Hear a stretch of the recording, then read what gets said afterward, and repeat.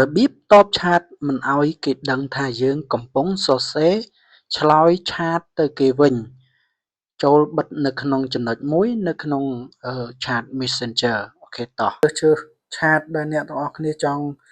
ឆាតទៅហើយមិនឱ្យគេឃើញលោតអាត្រេ3នៅកន្លែងនេះហ្នឹងហើយលោតនៅត្រង់ហ្នឹងដែលយើងកំពុងតែសរសេរទៅគេមើលឃើញហើយអញ្ចឹងចូលទៅកំណត់ទាំងអស់គ្នាកុំឱ្យគេឃើញថាយើងកំពុងតែឆ្លើយតបឆាតជាមួយគេអូខេ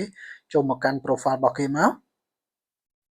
បន្ទាប់មកអ្នកនរគ្នាអូសចុះមកក្រោមយកពាក្យថា typing នេះ